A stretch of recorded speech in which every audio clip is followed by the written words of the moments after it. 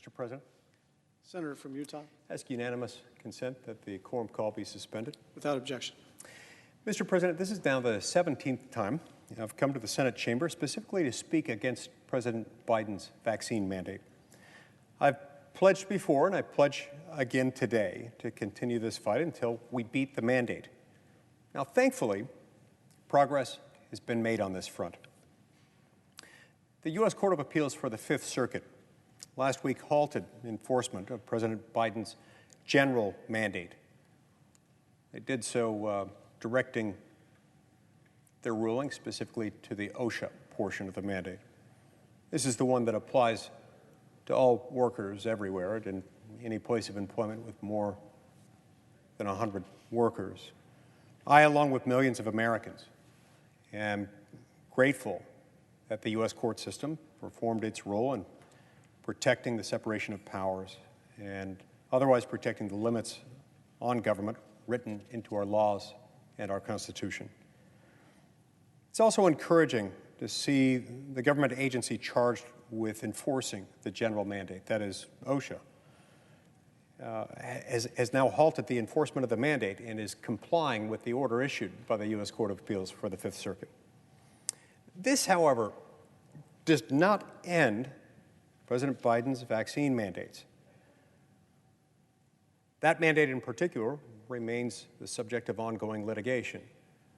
And there are other requirements placed on other specific groups of workers outside of the OSHA mandate and therefore outside the scope of the order issued by the Fifth Circuit. Now, I've spoken previously on the situation that members of our armed forces face and on things that people who work in the healthcare profession face, difficult things, challenging things, things that threaten their livelihoods and cause a lot of problems for workers. I've offered various bills to help those groups of Americans keep their jobs and make sure that they have the right to make their own medical decisions. I'm fighting against the mandate. I'm not fighting against the vaccines. I support the vaccines. I'm vaccinated. I've encouraged others to be vaccinated.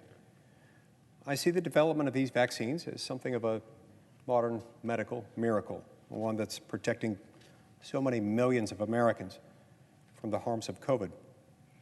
But this one-size-fits-all dictate from Washington certainly isn't the answer, and under our system of government can't be. I've heard from hundreds of Utahns who are personally at risk of losing their jobs and their livelihoods due to this mandate. Many of these Utahns have religious or health concerns about the vaccine. President Biden promised these mandates would include exemptions for those people in those categories specifically. But in reality, they're being dismissed or placed on unpaid leave or pushed into retirement with reduced benefits. These are good people, everyday people. Many are dedicated frontline workers. Far too many are just trying to make ends meet and feed their families. It shouldn't be too much to ask to allow them to continue doing that unencumbered by their own government in their efforts to do that. These mandates will just push people out of work and make many of them not only unemployed, but unemployable outcasts in their chosen professions, professions that they've spent years studying and learning, receiving certifications, just in order to work. What a tragedy. This wouldn't just harm those affected directly by the mandates. It absolutely would harm those directly affected by them, but the harm extends much further than those directly affected. It would affect all of us, in fact. The American economy is currently facing a labor shortage, the likes of which we haven't seen in decades. Businesses across the country are struggling to find enough workers just to keep their doors open, let alone produce and serve at full efficiency. President Biden's mandate will add to our high unemployment and our low labor force participation rates. And it'll put even more pressure on inflation that's making it harder for Americans everywhere, especially poor and middle-class Americans, people living paycheck to paycheck, who find that every dollar they earn is buying less of everything from gas to groceries, from housing to health care. Federal Reserve Chairman Jay Powell recently warned, quote, hiring difficulties and other constraints could continue to limit how quickly supply can adjust, raising the possibility that inflation could turn out to be higher and more persistent than we expect, close quote. The mandate is only worsening the problem. Now, I believe the Biden administration recognizes the harms this mandate will cause for our workforce. It's evident in the administration's date of compliance extension to January 4th that this is the case. Now, I have to ask an obvious question here, or one that I think should be obvious, should be intuitive. If the forced vaccination of our entire federal workforce, including employees and contractors and subcontractors, if forcing the vaccination of every one of these workers were truly an emergency so drastic that all workers, contractors, and subcontractors, even those working remotely in their own homes, must be vaccinated immediately, then why would they risk delaying compliance? They can't have it both ways. If they want to say this is an emergency, this is dire, so dire that we've got to force every contractor, subcontractor, and federal employee to get vaccinated immediately, and we've got to fire them if they don't. If that is truly so emergent, then why delay it to January 4th? Why delay it at all? Now, to be sure, it would be bad, and to be sure, I'm glad they've extended it. Perhaps, maybe this means they're reconsidering this awful, horrible step, this horrible thing that they're inflicting on those who can at least afford to absorb something like this. But it really does undercut the emergent nature of the situation. It undercuts their underlying reasoning that this has to happen immediately. So immediately that we got to fire all of them if they won't submit to presidential medical orthodoxy. This mandate is even so drastic that it includes all workers and all contractors, including all those who work remotely, don't even go into a workplace. And it also includes even those who have natural immunity from a previous case of COVID-19, something that some studies have indicated will provide 27 times the immunity of a vaccine. Again, the vaccines are great. I've been vaccinated. I've encouraged others to do the same. The vaccines are protecting hundreds of millions of Americans right now. But why not take into account their natural immunity? And why on earth would you fire someone who already has natural immunity or who works from home? That makes absolutely no sense. This mandate simply goes far beyond what's reasonable. And it begs all sorts of questions. Like, well, why are you doing this? So today, I'm offering a bill to help another group, yet another group of people. It's a group consisting of people not protected by the Fifth Circuit's halting of the general vaccine mandate. Federal workers are still facing a vaccine requirement from the Biden administration. Almost 3 million workers in this country are employed by the federal government.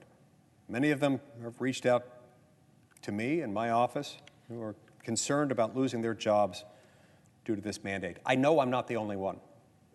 I know that every single member of this body has received phone calls, letters, emails, and other pleas for help from people who don't want to lose their jobs. This is a In response to them, this is an effort to try to help them. And part of my ongoing effort to reemphasize the fact that it doesn't have to be this way. My bill, the Protecting Our Federal Workers, Protecting Our Federal Workforce from Forced COVID-19 Vaccination Act, would prohibit an executive agency from requiring its employees to receive a COVID-19 vaccine. It's a simple solution to prevent more unemployment and to protect countless Americans from being forced out of the workforce. This bill will help protect Americans' right to make their own medical decisions and will help protect our economy as it strains under multiple crises and as the holiday season comes around. I encourage and sincerely implore all of my colleagues to support it. To that end, Mr. President, I ask unanimous consent that the Senate proceed to the immediate consideration of S. 3243, which is at the desk. I further ask that the bill be considered read a third time and passed, and that the motion to reconsider be considered made and laid upon the table. Is there objection? Reserving the right to object. Senator from Michigan. Mr. President, in an ideal world, we would not need a vaccine mandate. In the ideal world, the vast majority of people who can get vaccinated would heed the advice of scientists and of public health officials and take the very simple step to get vaccinated so that we can get this pandemic under control. But unfortunately, our reality is very different. We have been working to contain this virus and manage this unprecedented health crisis for nearly 2 years now. It has cost us more than 765,000 American lives and millions of other Americans who have been infected and may face lifelong health challenges as a result. It doesn't have to be this way. We have safe, effective, and life-saving vaccines that are now thankfully available to a significant number of Americans. Vaccines are our best tool to finally get this pandemic under control, and requiring the folks who are able to get vaccinated is just simply common sense. We're all tired of this pandemic, and we all want it to end. We're tired of wearing masks because some folks refuse to get vaccinated. We're tired of wondering if we could unknowingly be exposing our vulnerable family members who are taking every precaution. We're tired of waiting for enough people to get vaccinated so that our schools, that our businesses, and our daily lives can just get back to normal. And we're tired of emergency rooms and healthcare workers getting overrun by COVID cases from people who are not vaccinated when we already have the best tool to prevent the spread in the first place. Our frontline healthcare workers are being crushed by the consistently high number of cases, and public health experts are predicting yet another spike will likely hit this winter unless people get vaccinated. In my home state of Michigan, the number of unvaccinated patients hospitalized with COVID is once again climbing. A headline from today noted Michigan has just reached a new pandemic record with the highest COVID case average in the nation, and that deaths across the state continue to rise. Emergency rooms are packed, and in some areas, patients are forced to wait for hours or for days to be admitted. There's one key factor that's driving this horrific scenario. 88% of the cases, 88% of the hospitalizations, and 88% of the tragic deaths were all people who were unvaccinated. We can put an end to this nightmare by getting more Americans vaccinated. You know, we require so many preventative measures to keep ourselves and others safe. We wear seatbelts in our cars. We require hard hats on construction sites. We get vaccinated to protect ourselves against a whole number of health risks. And we do it because we know it saves lives and it keeps people healthy. The answer is simple. Get vaccinated. Mr. President, I object. Objection is heard. Mr. President. Senator from Idaho. Utah. Mr. President, I appreciate the thoughtful remarks and the insights of my friend and distinguished colleague, the senator from Michigan. He's someone with whom I enjoy working, and one of the many things I appreciate about him is that he puts a lot of thought into everything he does. I've always found him to be considerate, and I appreciate that about him. I also am in agreement with the fact that in an ideal world, people would be getting vaccinated more than they are.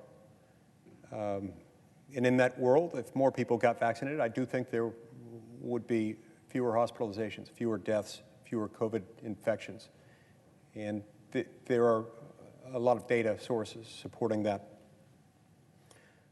I also agree that, we're all tired as a country, as individuals, as families, regardless of what state we live in. We're tired of the pandemic, of the ERs being overcrowded and things like that. These are all things we want to do away with. And I also agree with my colleague from Michigan. Those things really would be alleviated if more people got vaccinated. In my mind, the question that we're discussing here isn't about a disagreement over the objectives we've got. It's more about how to get there, who has authority to take what action, and what consequences might attach to government actions. Notwithstanding the fact that my friend from Michigan and I both agree that the American people, to the extent they've been vaccinated, are benefiting as a whole from being vaccinated, it doesn't mean that everyone's going to agree. It doesn't get rid of disagreements that exist, in some cases because of our religious belief or another moral conviction, one that I don't happen to share, and probably most of us in this body don't happen to share, but that some people have. There are some people who, for religious or moral reasons, believe that they shouldn't be vaccinated. There are others who have a specific medical condition that has involved receiving medical advice from board-certified medical doctors that someone shouldn't get this particular vaccine. I'm not a doctor, I'm not a scientist, I don't purport to understand these things, but I do know what I hear from Utahns, which is that a number of them have cited medical conditions of one sort or another, previous personal or family medical history that has signaled particular sensitivity to vaccines in general, or in some cases, when people have autoimmune conditions of one sort or another, or a combination of them. In some cases, doctors are concerned about inflaming that condition, inflaming the immune system of particular patients, and on that basis, advise their patients with particular, somewhat unusual medical histories not to be vaccinated.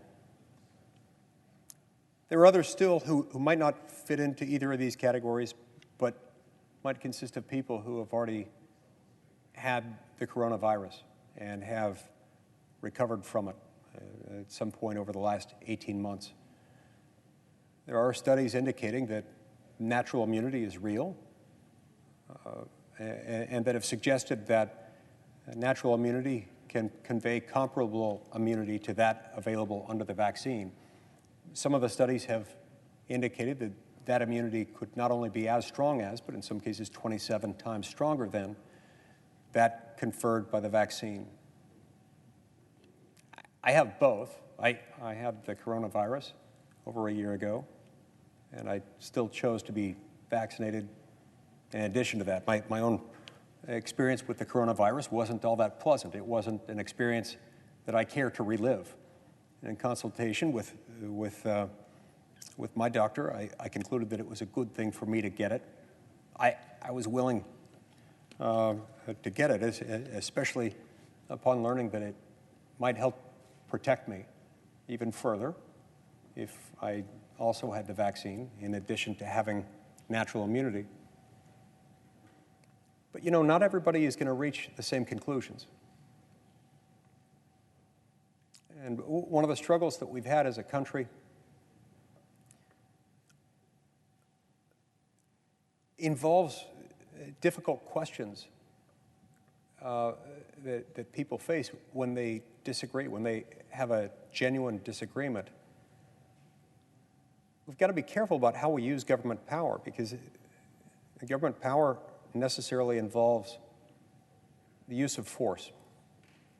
Most of the time, mercifully, it doesn't have to involve the direct, actual use of force. It can involve the implicit or implied or future or prospective use of force. In other words, you comply with this or that law or regulation or government dictate of one sort or another, then you're fine. If you don't, you know that at some point there will be consequences. A lot of people comply voluntarily after they've received a notice from a law enforcement officer or agent, or maybe they wait until someone has sued them and then they get a court order. But they know that at some point, if they refuse to comply, the government can enforce what it's requiring. So whenever we involve government in these kinds of decisions, we have to be able to defend the actual or threatened or potential use of force in order to justify what we're doing. And we have to ask, is this moral? Is this an appropriate case to use violence? Because if it's not an appropriate case to use violence for something, there's kind of a problem with putting government into the equation, because ultimately you have to rely on government to be willing to threaten violence and carry out violence, meaning to show up to somebody's house with a summons, an arrest warrant or something like that, and take them away. All that involves force. And again, mercifully, most of the time it doesn't have to come to that. Most of the time, Americans, comply with the law just because it's a good thing to comply with the law. But we really should ask the question whether a government action is morally justified in any circumstance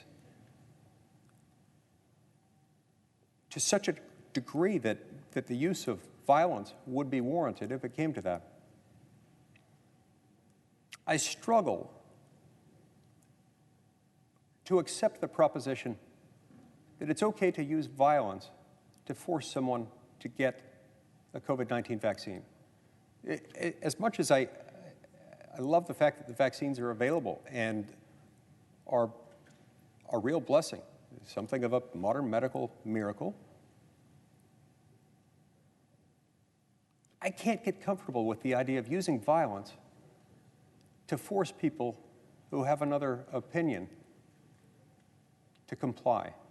It seems morally problematic and morally unjustified, for that matter, indefensible,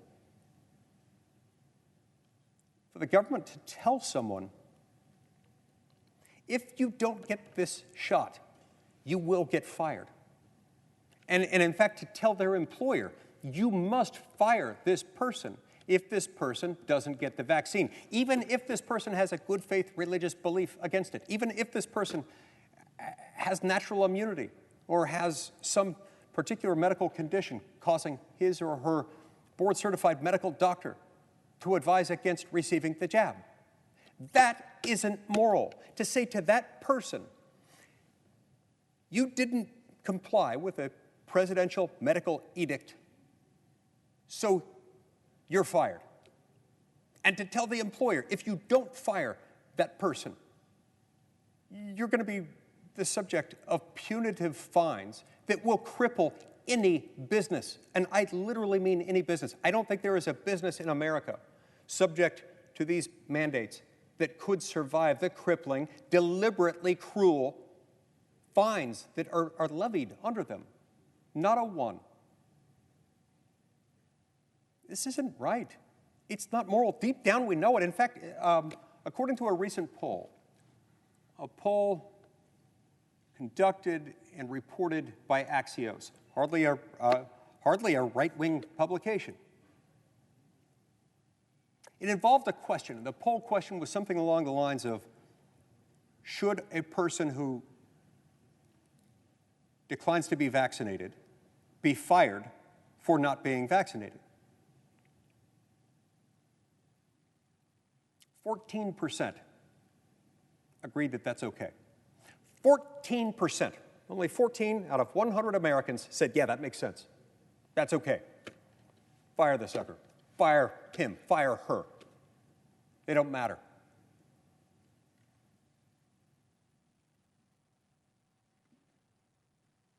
It's compounded when you look at the tragedies imposed by the individual circumstances, the soldier, the sailor, the airman, the Marine, the TSA worker, the federal contractor, the employee of the subcontractor of a company with one federal contract does mostly non-federal work. The mom, the dad working in a factory, in a school, in a floral shop. If any of those either have a federal contract or have more than 99 employees, all those people are having their livelihoods threatened.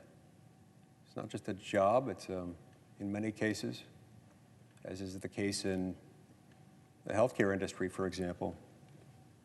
People who have spent a lifetime acquiring the skills, the professional certifications, the degrees, the training, the education necessary in order to participate in that profession. Many of these people, by the way, throughout the pandemic, the darkest hours of the pandemic, were the people working hardest to protect Americans, to make sure that they had access to the health care they needed.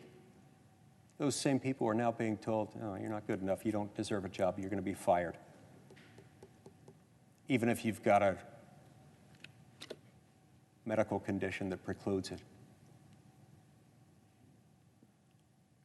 Even if this could be morally justified, which it can't, one must ask the question, a question asked by the U.S. Court of Appeals for the Fifth Circuit.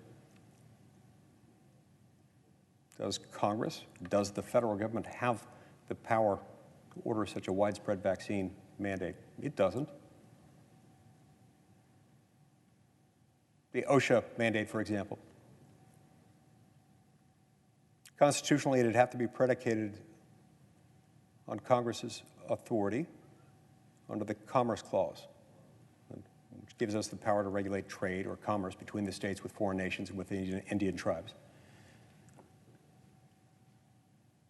Even as that provision of the Constitution has been interpreted really broadly since 1937, even under that broad interpretation,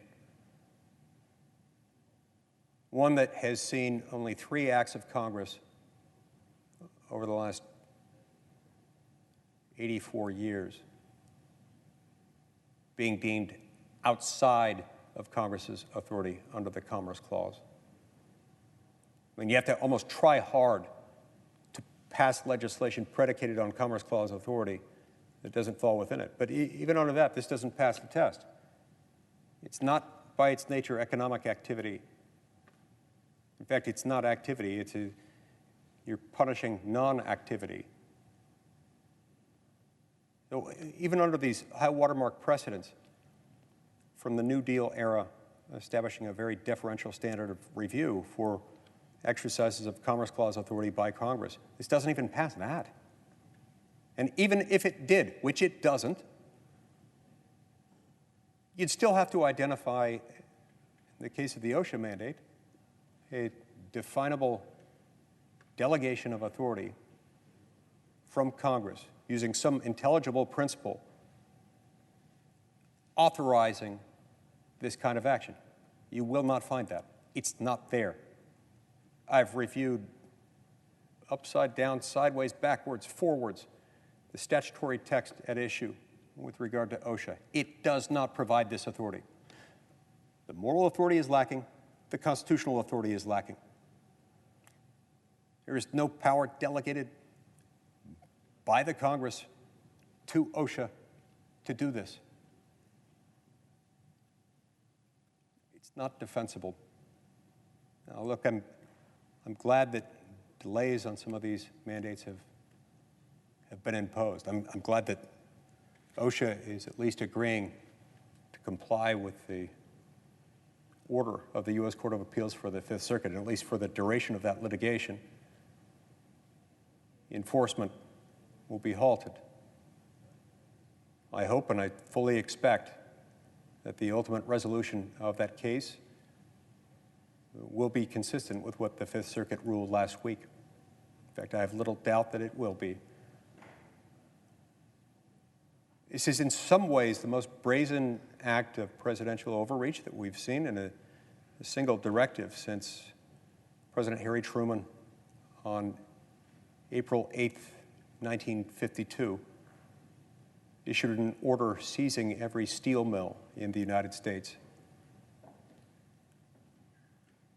for steel production related to the Korean War effort. Mercifully, the Supreme Court of the United States was able to intervene and within a couple of months invalidated that action. This one is even clearer than that. But more importantly, Mr. President, this one is more emotionally compelling than that. That unconstitutional act of presidential overreach affected a handful of steel companies. It certainly affected, thousands upon thousands of workers. But it didn't have the ability to affect directly or indirectly every single man, woman, and child in America. This one does. That's one of the reasons why these moral and statutory and constitutional questions matter so much. That's why I've been coming to the floor every day and why I will continue doing so indefinitely as long as it takes. Thank you, Mr. President. I note the absence of a quorum. Clerk will call the roll. Mr. Baldwin.